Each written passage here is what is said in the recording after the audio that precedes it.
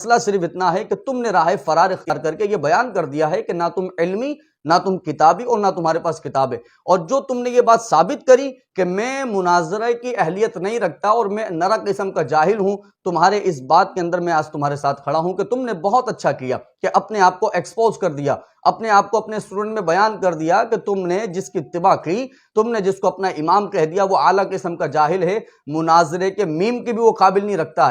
نہیں رکھتا ہے کہ مناظرے کے میم تک بھی وہ پہنچ جائے، مناظرے کے پورے الفاظ کو حق ادا کرنا اس کے لیے بہت بڑی بات ہے، ناممکن کے قریب ہے، بلکہ ناممکن ہی ہے ایسے شخص کے لیے کہ جس کو معلوم ہی کچھ نہ ہو، جس نے ساری زندگی صرف حدیثیں پڑھی تو ترجمے کے ساتھ پڑھی، عربی عبارت سے اس کا کوئی لینا دینا نہیں، ترجمے میں جیسا لکھا جو لکھا اس سے استدلال کیا، اور استدلال کرنے کے بعد آئے اور کہنے لگے آج کے ہم امام بنے اور ہم نے فرقہ واریت کو ختم کر دیا ہے۔ تو تم نے یہ جو بات ثابت کی، تمہارے اس بات کے اندر آج میں تمہاری حمایت کرتا ہوں کہ تم نے اپنے آپ کو اچھا ایکسپوز کیا ہے اور تم نے اپنے آپ کو اچھا ثابت کیا ہے کہ بھائی میں جاہلوں کا اعلیٰ قسم کا امام ہوں، علم اور کتابوں سے میرا کوئی لینا دینا نہیں ہے، مجھ سے کیا مناظرہ کرنے آئے، میں تو کسی ادنا سے طالب علم کے جو ثانیہ اور ثالثہ کا طالب علم ہو، جس نے چند کتابیں پڑھی ہوں، اس سے بھی میں مناظرہ کرنا یا بحث کرنے کی قابلیت اور حیثیت نہیں رکھتا۔ دوسری بات، میں تمام عوام اہل سنت سے صرف ایک سوال کرتا ہوں، آج سے چند ماہ تک پہلے مفتی حنیف قریشی صاحب کو آپ تفضیلی کہتے رہے، آپ رافضی کہتے رہے، اور آج آپ نے اہل سنت کا ہیرو بنا دیا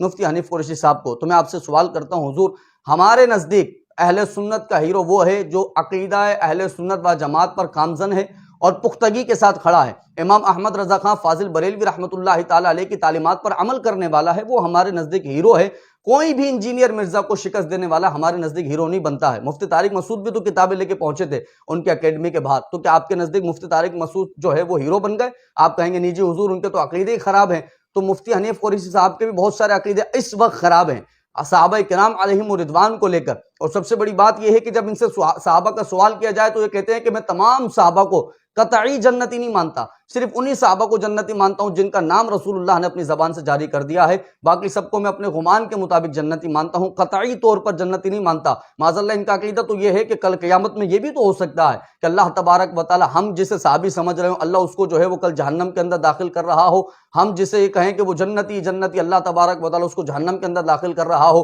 اس عقیدے اور نظریے کے تو یہ قائل ہیں، اور معاذ اللہ ثم معاذ اللہ کتنی ساری باتیں انہوں نے رافضیوں والی کی ہیں، کتنی ساری باتیں صحابہ کرام کی شان کے اندر گستاخی کرتے ہوئے کی ہیں۔ تو آج سے چند ماہ تک تو آپ کو یہ تمام باتیں ان کی بری لگ رہی تھی اور ان پر آپ نے بڑے فتوے لگائے، لیکن آج اگر انہوں نے شکست دے دی اور ان کے سامنے انجینئر مرزا مناظرے میں نہ بیٹھا تو یہ آپ کے ہیرو بن گئے۔ تو میں آپ سے ایک ہی سوال کرتا ہوں حضور والا، ہمارے نزدیک ہیرو بننے کا معیار یہ نہیں کہ کوئی انجینئر مرزا کو جا کے ہرا دے، اس کی کوئی ویلیو نہیں ہے، اس کی کوئی ویلیو نہیں کسی مفتی یا کسی عالم کے سامنے بیٹھنے کی، وہ کسی طالب علم کے آگے بھی نہیں بیٹھ سکتا ہے۔ لیکن میں یہ کہتا ہوں کہ آپ نے ہیرو کس کو بنایا ہے؟ یہ ہیرو اگر عقیدہ اہل سنت پر قائم ہے، یہ ہیرو اگر تعلیمات اعلی حضرت پر عمل کر رہا ہے تو یہ ہمارا سر کا تاج ہے، یہ ہمارا ہیرو ہے، اور اگر یہ عقیدہ اہل سنت پر قائم نہیں ہے اور یہ اعلی حضرت کی تعلیمات پر عمل کرنے والا نہیں ہے تو حضور یہ انجینئر مرزا جیسے 100 بندوں کو بھی اگر مناظرے ہرا دے اور ان کے جا کے ان کو شکست دے دے تو یہ ہمارے نزدیک ہیرو نہیں بنتا ہے۔ ہمارے نزدیک ہیرو وہی بنے گا کہ الحمدللہ جو اعلی حضرت امام احمد رضا خان فاضل بریلوی